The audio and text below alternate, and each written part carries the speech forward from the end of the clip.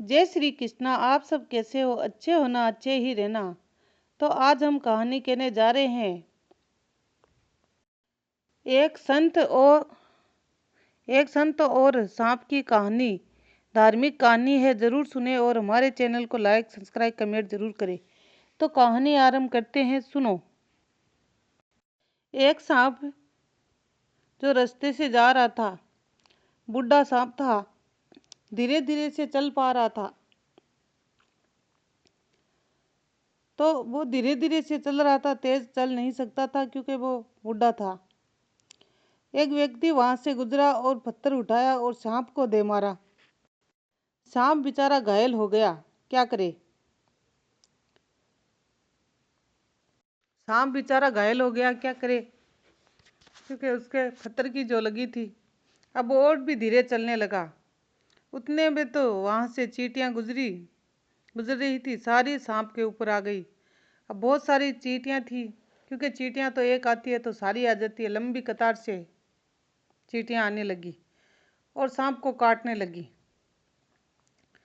सांप को काटने लगी तो सांप ने मुंह से झटकाने की कोशिश की, लेकिन चींटियां तो चींटियां हैं, आखिर कितनी झटकाता। तो सांप से झटक नहीं पा रही थी और सांप को वो नोच रही थी। तो सांप को बड़ा ही दर्द हो रहा था, बड़ा व्याकुल हो रहा था कि करूं तो क्या करूं। अरे, इससे अच्छा तो वो एक लठी मार देता। उसने मुझे पत्थर क्यों मारा? पत्थर मारा तो बड़ा मारता तो मैं मर ही जाता। मुझे छोटे पत्थरों से घायल करके चला गया। ऐसा मैंने उसका क्या बिगाड़ा था? आखिर मेरे क्यों पत्थर मारा? मैं तो मेरे रास्ते जा रहा था, वो अपने रास्ते जा रहा था, फिर भी मुझे मारा। ऐसा मेरा क्या कसूर था जो उस व्यक्ति ने मुझे पत्थर मार के आगे बढ़ गया? ना तो मारा ना जिंदा छोड़ा। अब वो भगवान की तरफ, आकाश की तरफ देखने लगा। हे भगवान, ऐसा क्यों किया मेरे साथ? ये चींटियां मुझे नोच रही है, खा रही है, बड़ा दर्द हो रहा है और मैं इनसे छुटकारा नहीं पा सकता। इससे अच्छा तो मुझे मार ही देता। सांप ये सब सोच ही रहा था और बड़ा दुखी हुआ था। तभी वहां से एक साधु महात्मा गुजरे। तो सांप ने आवाज लगाई, हे महाराज, रुको, जरा मेरी बात तो सुनो। तो साधु महात्मा ने सांप की तरफ ध्यान दिया। बोले, बोलो क्या बात है? बोले, महाराज, एक व्यक्ति आया था और मेरे पत्थर मार के चला गया। उसने मुझे ना जिंदा छोड़ा ना मारा, घायल करके चला गया। अब मेरे चींटियां लग गई है तो मैं क्या करूं? बड़ा दुखी हूं। आप मुझे मार ही डालो। संत ने कहा, मैं क्यों मारूं भाई? ये पाप मेरे सर पे मैं क्यों लूं? मैं तुम्हें नहीं मार सकता। मैं कैसे मारूं तुम्हें? तुमने मेरा क्या बिगाड़ा है?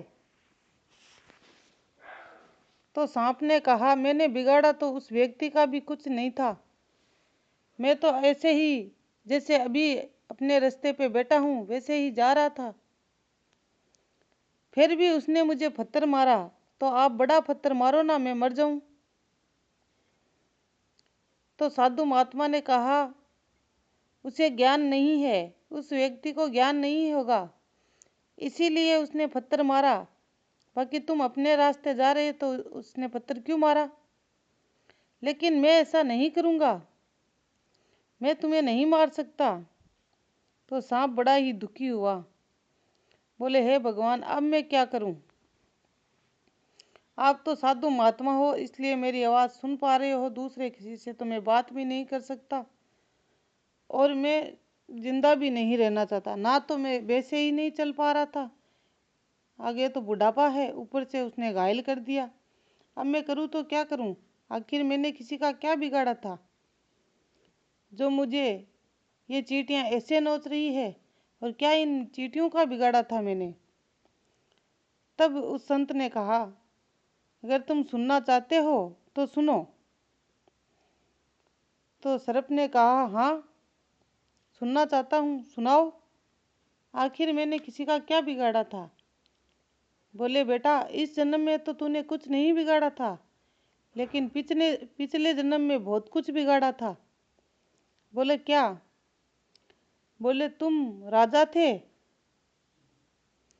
ये सारी तेरी प्रजा थी,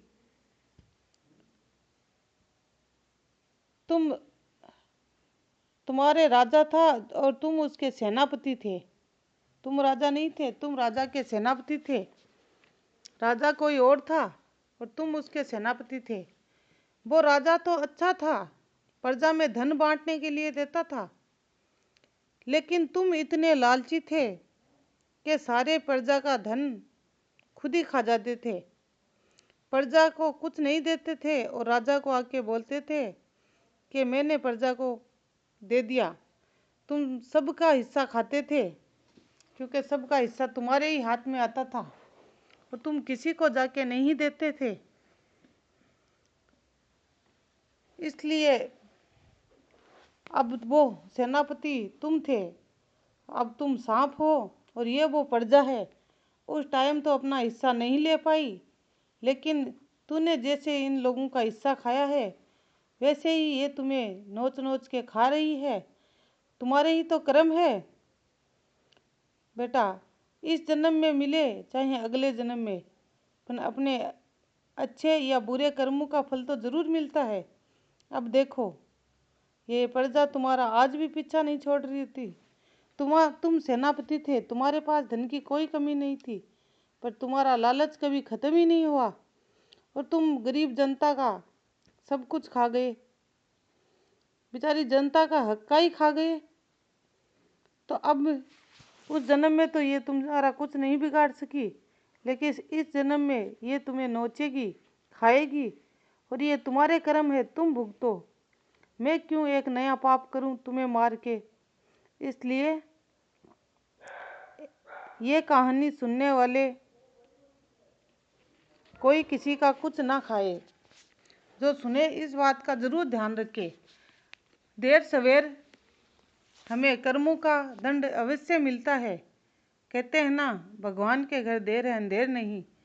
आज नहीं तो कल हमारे बुरे कर्म भी हमारा पीछा नहीं छोड़ते और हमारे अच्छे कर्म भी हमारा पीछा नहीं छोड़ते।